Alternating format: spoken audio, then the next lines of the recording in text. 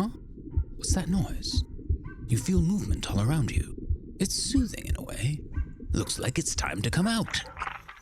You are an alant, a hunting dog. It doesn't seem like it yet since you're still blind as a bat. Yet all around you can hear dogs barking, the houndsmasters yelling, and the smell of good old England. God bless the Queen. Or is it the King right now? Henry V, for that matter. You can't see well worth a damn, but you sure can smell. The kennel you're in houses all sorts of dogs aside from you. They are greyhounds, mastiffs, spaniels, the whole lot of them. You find your mother and begin to drink her milk, as all newborn dogs do. For about 2 weeks, you are completely blind. By the time you're a month old or so, you can see, but you can't fight just yet. Your caretaker begins to feed you goat's milk, and at times, cow's milk. He puts bread scraps for that extra texture. Now that's some real English gourmet food. You can't really complain. On nights that are cold, the keeper gives you warm broth, of course with your favorite bread scraps mixed in. Your first teeth begin to show when you're about a month old. The keeper, gentleman that he is, begins to feed you full pieces of bread and even some real meat from an animal hunted just for you. You're really moving up in the world now. Every morning and evening, you even get fresh water. As you gnaw on your food, you take a look around the kennel once more. There are dogs of all shapes and sizes. You spot a large mastiff, apparently very angry. He has a mad look in his eye, and you can't quite understand him. But he must have done something serious for all the houndmasters to be crowding around him like that. You also see a young boy from time to time. He takes care of most of the dogs, including you. He and a few others even spend the night with you, just in case that other psycho mastiff picks a fight with the other dog. You like him. He sneaks you bits of meat scraps, a lot. Your normal day-to-day is mostly spent walking around as the kennel is left open quite often. You get to run around with a lot of sunshine. Your frequent caretaker keeps a watchful eye, guaranteeing that you're safe no matter where you go. He's also kind enough to bring you out to go potty, and even cleans up after you too. He treats you well, and under his tutelage, you learn basic commands. Stop, go, fetch, roll over. Ah, you've mastered all the tricks. As you grow older, to about a year old, your prominent alant features begin to come in. Of all dog breeds of your time, you were supposedly one of the most ferocious and difficult to control. You were most likely brought into Europe by the alans, a nomadic tribe from Central Asia. They're where you get your name from. You're considered brave, reckless, and highly aggressive, sometimes even to your own master. Your claim to fame? Your bite. Nothing can pull you off once you've sunk your jaws into something. They say that even 3 greyhounds wouldn't be able to match you, pound for pound. Put together these 2 traits, an aggressive streak and a powerful bite, and you've got a dedicated hunting dog. If your master tells you to attack a rock, by golly, you'll attack it. If you're told to attack a horse, that equine bastard better have his horse armor on. A wild boar? Perfect, you're tired of bread scraps anyway. And if he tells you to go rip apart an elephant, well, that thing is kind of big. But damn it, you wouldn't go down without a fight. Bring it on! Needless to say, you're an effective specimen that serves a distinct purpose. During hunts, you're going to lock down a large animal, most probably a boar, and never let go. Not even King Arthur would be able to pull you out of there. One morning, you notice there's a bit of commotion. The keepers seem to be putting collars on everyone, including you. It seems the bloodhounds and their masters found something to hunt.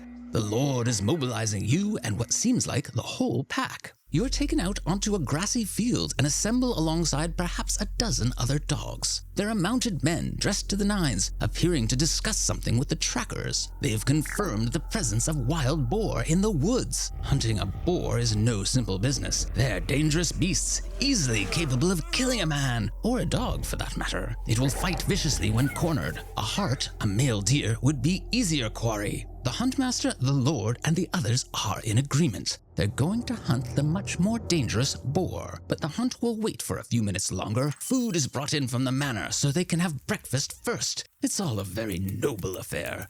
You have to be on your best behavior. This is very serious. Ahem. That was quite embarrassing. No need to be nervous. This is your first time, after all. You quietly wait for them to finish their breakfast. Oh, you smell that they brought out the good spices for today. It's about damn time. Eventually, the men wipe their mouths and finish. After they finish discussing some other fine details, they mount their horses once more, and you take the time to note those joining you. There is, of course, the lord of the manor, several of his friends. Ugh. It's Bob. You don't like him. He keeps saying he'll get a job soon, but you know he's just always at the tavern getting drunk on ye old brewskis. Then there are the trackers with their bloodhounds, as well as the other handlers with their greyhounds. You hear them blare their horns. Almost instinctively, the entire party heads out to move into position. You run the scenario in your head again. The bloodhounds and expert trackers will pick up the scent. Though they've already ascertained its rough location within the forest, you'll still need them to point you in the right direction. Once you, the greyhounds, and the other dogs spot the beast, you will chase and lock it down. Lastly, someone, most likely the lord, will deliver the finishing blow. Several other dogs are already positioned along the expected route of the boar. The men carry a variety of weapons, clubs, spears, and crossbows. Most importantly, they carry horns to communicate. Everyone has a role to play, even you.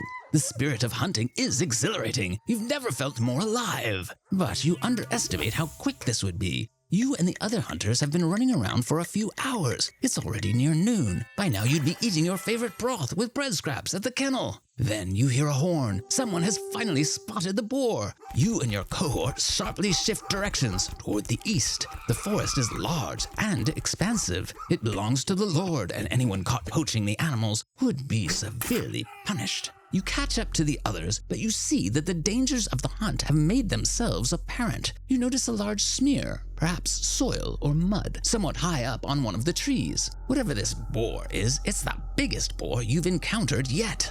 Several men are injured from the boar's charge, and tragically, a handful of the dogs have died. You recognize one of them, a greyhound. The men exchange a few words, then blare their horns again. It's the final push.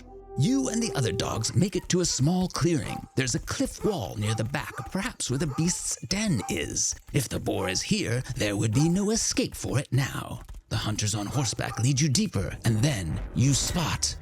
It's the great boar you've been chasing. It's large, gigantic even, easily about 3 or 4 times your size. Its tusks are still blood red from its earlier rampage when it ambushed the hunters. It knows it's been backed into a corner, and you already know what happens when a wild animal is forced into that position. It looks angry. The hunters give you and the other dogs the signal. You dart forward and rush the beast. There are 3 dogs to your left and 1 to your right. You attack it from all angles in hopes of locking it down. The boar, however, isn't going to just stand still. It charges like a runaway freight train. Whatever that is. You and another alant narrowly avoid being impaled on its tusks and claws. But one other fellow isn't so lucky. It rams into him at full force. It doesn't look like he's getting up again. While the boar stays still for a moment, another hound jumps in from behind and sinks its jaws into it. You don't let this chance go to waste. You and another alant jump onto it, biting around the base of its ear, and hold it down. There are 3 of you, but even then it's taking everything you have just to hold this monster down. Your limbs groan, and you can feel your neck creaking, but you don't let go. Nothing will make you let go, damn it! The hunters catch up. The lord brandishes a large spear and pierces the beast. But then the unthinkable occurs. The beast somehow keeps moving and inches closer to him. You gather every ounce of strength you have and keep at it. After a few tense seconds, the boar finally stops moving. You relax your bite and let go. The rest of the hunters come over and gather around the slain animal. Your trainer comes over and commends you on a job well done. As the men begin carving the beast, you get a little treat for yourself. It's a reward that's very much welcome. Your first hunt is a success, one of many, you hope. You start your return to the kennel victorious, in more ways than one. Your career as a hunting dog begins in earnest. Every now and again you're called on to participate in hunts. It's mostly deer, but every now and again you get to hunt down a boar, and you're damn good at it too. However, you don't know why they don't take you along when they hunt hares and foxes. Who cares if they're smaller? If they'd just give you a shot, you could probably hunt them down. Still, it's a simple life. You get plenty of food, as you always get a small cut of whatever you hunt down. You still get plenty of water, fresh sunshine, and your caretaker still cleans up after you every morning. Then one day you notice that they don't bring you along on hunts anymore. Every now and again you see the younger alants and mastiffs being slapped with collars and brought into the forest. Do they not think you're a good boy anymore? Did you do a bad job last time? You're pretty sure you got that last boar pretty good though. Then one morning you see your trainer talking to the houndmaster. He seems to be pleading with him. Oh? Hey, you're going out on a hunt again. It looks like you're still a good boy after all. Huh, that's funny. Your legs don't seem to work like they used to. That's okay, it's probably just your imagination. You hobble forward just like you used to. Oh, It looks like a boar this time. You know just what to do. You wait for the signal. Your hind legs kick you forward toward the boar. You bite down, and just as before, you don't let go until you're told. You take that as your cue. You let go, and your trainer rewards you with a scrap of meat, just like before. You're still a good boy after all. You would later realize that this was your final hunt, specially arranged as your retirement party. As you have become a favorite hound of the lord and kennel workers, you are taken in by one of your caretakers. You've lived a long, good life. You close your eyes and peacefully drift off to sleep.